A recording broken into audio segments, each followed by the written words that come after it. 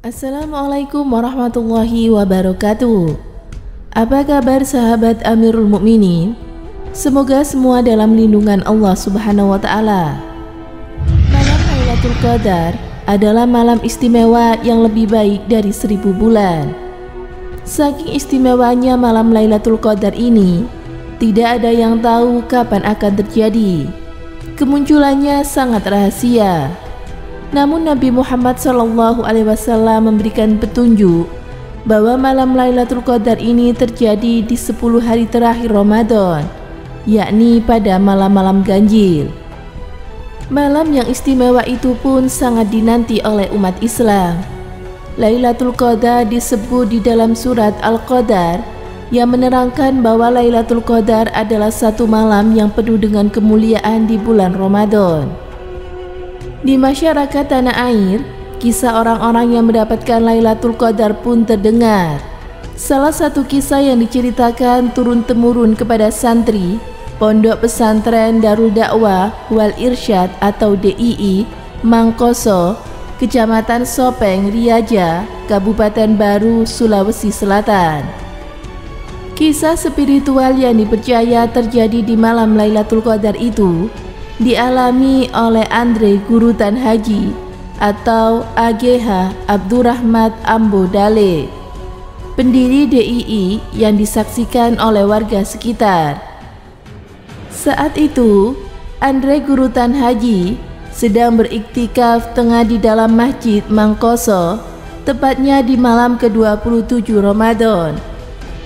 Tiba-tiba sebercak cahaya terang benderang turun dari langit. Cahaya berkilau di tengah kegelapan malam itu. Maklum waktu itu Mangkosoro belum diarili listrik masuk ke masjid lewat atap. Andre Gurutan Haji yang sedang terpengkur duduk bersila di tengah ruangan masjid, tiba-tiba dikelilingi 7 tumpukan cahaya. Masjid itu menjadi terang benderang. Sejumlah warga yang menyaksikan peristiwa itu berlarian ke masjid karena mengira masjid sedang terbakar. Saat warga itu tiba, cahaya itu berlahan-lahan melayang ke arah kediaman Andre Gurutan Haji, sekitar 50 meter dari masjid itu. Peristiwa itu terjadi pada 79 tahun yang lalu, pada malam ke-27 Ramadan, tepatnya pada tahun 1939 Masehi. Andre mengalami peristiwa Lailatul Qadar itu di tahun pertama pengembangan Pondok Madrasah Arabia Islamiyah Mangkoso. Belakangan diubah namanya menjadi Darul Dakwah Wal Irsyad atau DII dalam penemuan alim ulama di Sopeng. Masjid yang ditempati oleh Andre beriktikaf saat didatangi Lailatul Qadar itu kini bernama Masjid Jami Ad-Daria di komplek Pondok Pesantren DII Mangkoso. Peristiwa spiritual yang luar biasa tersebut ditandai dengan seberkas cahaya yang memenuhi setiap sudut masjid. Masyarakat Mangkoso yang kebetulan terjaga malam itu menyangka kalau masjid terbakar. Andre Gurutan Haji atau Abdurrahman Ambo Dale mendoakan agar diberikan ilmu yang berkah dan 7 generasinya menjadi ulama besar Ahlus Sunnah wal Jamaah. Jelas pembina Pondok Pesantren DII Mangkoso, Ahmad Rashid Ambi Syaid, beberapa tahun yang lalu. Untuk mengenang peristiwa itu, 4 buah tekel di tengah Masjid Jami Ad-Daria dilengketkan tanpa campuran semen.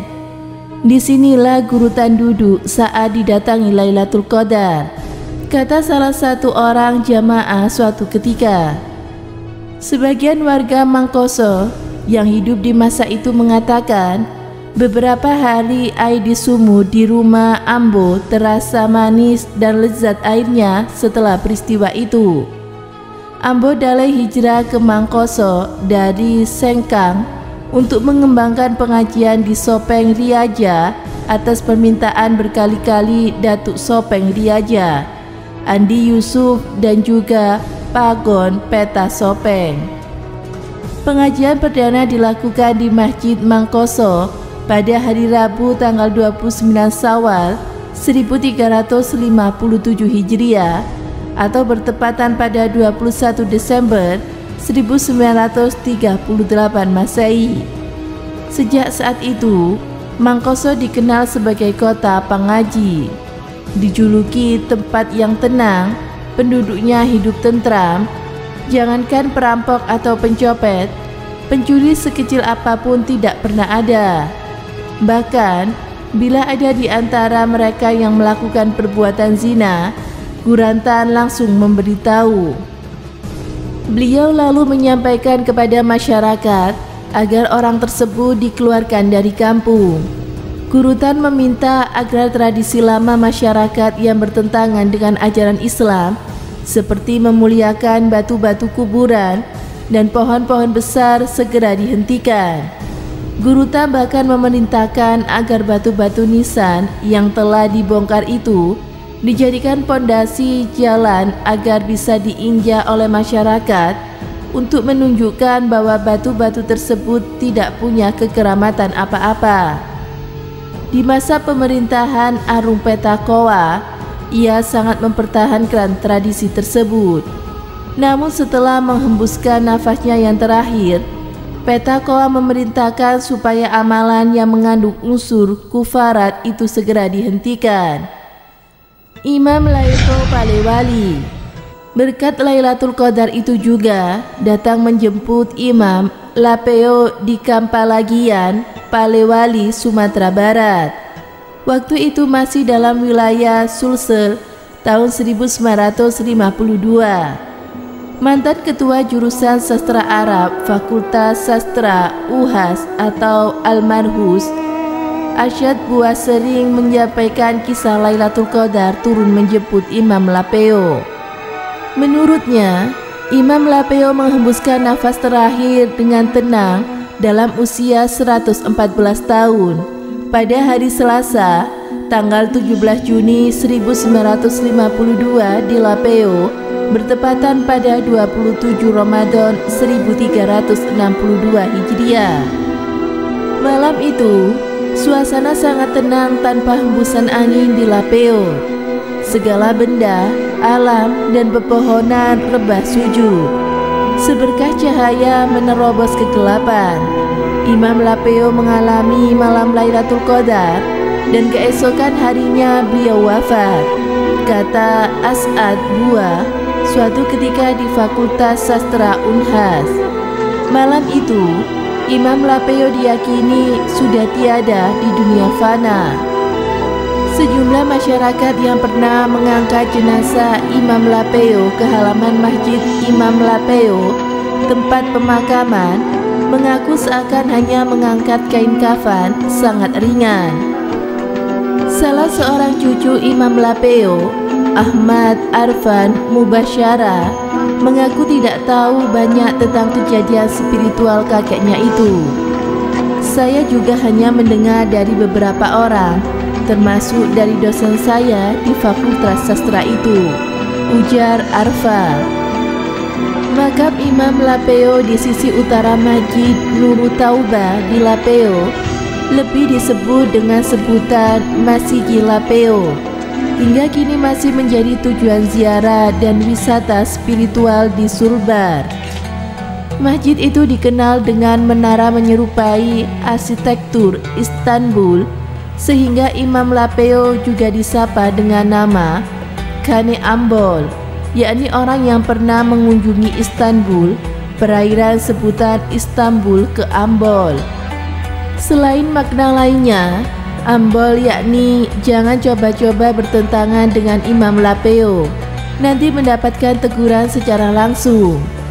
Imam Lapeo lahir dengan nama yang unik, Junaihi Namli, yang berarti sayap semut, di Pangbusua, Kecamatan Tinambul, Kabupaten Polman tahun 1838.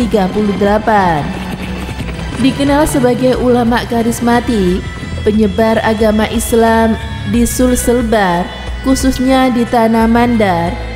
saat penyebaran Islam dikenal sebagai Kiai Haji Muhammad Tahir atau yang lebih masyhur Imam Lapeo.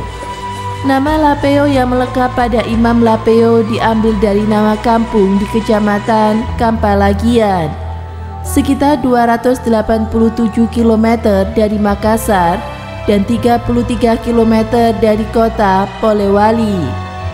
Selain silsilahnya bertali dengan bangsawan di Mandar, nasab dari diri Imam Lapeo bersambung hingga Sunan Maulana Malik Ibrahim, salah seorang wali songo yang menjadi penyebar agama Islam di Gresik. Dalam buku tentang pelajaran hidup Imam Lapeo yang ditulis oleh Syarifuddin Musin atau cucu Imam Lapeo, ada 10 karomah atau kelebihan yang kini dimiliki oleh Imam Lapeo yang berkembang di tengah masyarakat dan juga keluarganya.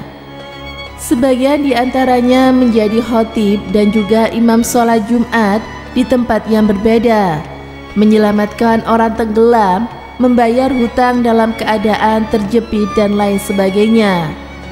Juga dalam buku Jejak Kewalian Imam Lapeo yang ditulis oleh cicitnya Zuria, peran Imam Lapeo tidak terlepas dengan akhlak atau karakter hingga karomah kesufian yang ada pada dirinya mampu memberikan berkontribusi penting bagi perbaikan tatanan masyarakat. Menjelang wafatnya, Imam Lapeo berpesan supaya disediakan batang pisang sebelah menyebelah, pihak kanan dan juga pihak kiri, sebagai tempat bersandar saat berbicara dengan malaikat mungkar dan nakir. Pesan itu sebagai syarat Imam Lapeo akan mangkat. Tanda-tanda malam Lailatul Qadar. Meski tidak dipastikan tanggal berapa Lailatul Qadar, menurut Baidi ada sejumlah tanda malam Lailatul Qadar, yaitu suasana pagi atau malam yang sangat tenang dan udaranya segar. Cuaca di pagi hari ketika Lailatul Qadar, sinar matahari cukup terang tapi tidak panas. Untuk mendapatkan malam Lailatul Qadar, kita dianjurkan untuk melakukan amalan-amalan pada 10 hari terakhir Ramadan, terutama bagi malam-malam ganjil. Hal-hal yang disunahkan oleh Rasulullah SAW untuk mendapatkan Lailatul Qadar, misalnya dengan memperbanyak amalan sunnah iktikaf, berzikir dan juga beristighfar. Lantas apa perbedaan Lailatul Qadar dengan nuzulul Quran? Ustadz Salis Muntakin yang juga ketua prodi ilmu Al-Quran dan juga tafsir di YIN Surakarta menjelaskan, Al-Quran turun tidak dalam satu waktu, namun dalam 2 waktu.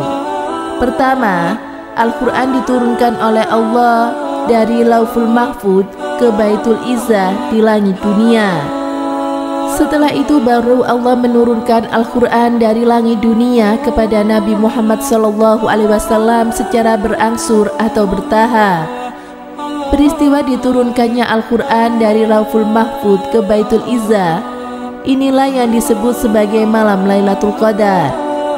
Pada peristiwa malam Lailatul Qadar, Allah menurunkan Al-Quran secara utuh pada satu waktu. Allah tidak menyebutkan secara jelas kapan tanggal diturunkannya Al-Quran ke Baitul Izzah, namun hanya memberikan tanda-tanda seperti surat tersebut.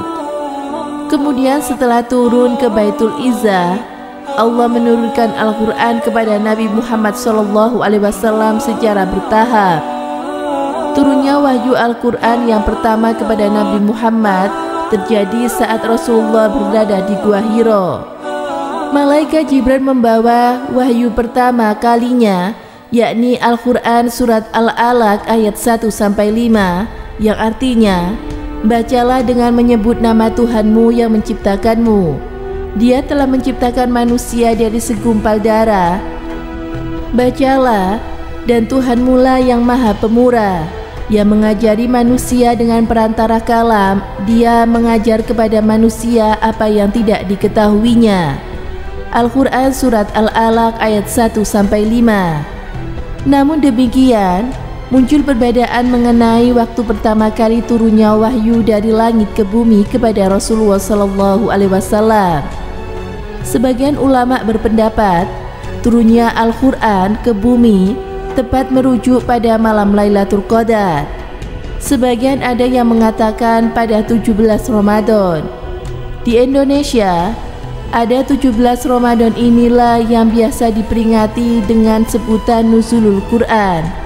Namun di negara lain seperti di Mesir, peringatan Nuzulul Quran terjadi pada 27 Ramadan. Yang di Indonesia yang diperingati adalah malam ketika pertama kali Rasulullah SAW mendapatkan wahyu. Sementara di negara-negara lain seperti di Mesir, ambilnya pada 27 Ramadan. Ini merujuk kepada hadis yang menyebutkan bahwa malam Lailatul Qadar adalah malam turunnya Al-Quran yang terjadi pada malam ke-27 Ramadan. Jadi, perbedaan-perbedaan itu dikarenakan sudut pandang mereka masing-masing. Semoga bermanfaat. Wallahu a'lam bishawab.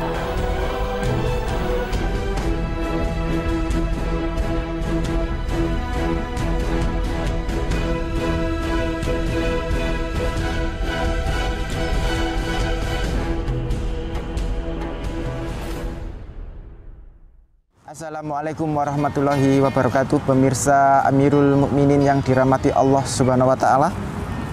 Ramadan berasal dari bahasa Arab yang memiliki arti panas, menghanguskan atau kekeringan. Maksudnya adalah menghanguskan dosa-dosa hingga sampai kering, seperti bayi yang baru dilahirkan oleh ibunya, tiada dosa. Bulan Ramadan ditunggu-tunggu kedatangannya oleh umat Islam di seluruh dunia.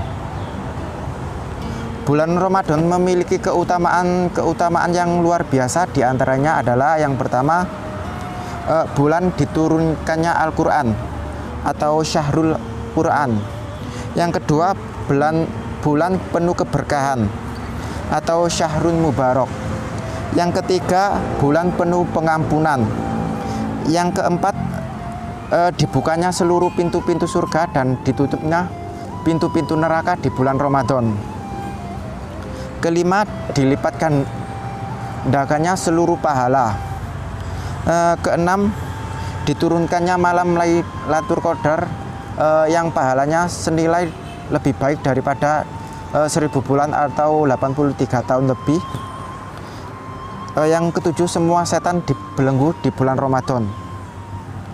Semoga kita bisa meningkatkan amal ibadah kita, dan semoga amal ibadah kita diterima di sisi Allah Subhanahu wa taala. Semoga memberi manfaat. Wassalamualaikum warahmatullahi wabarakatuh.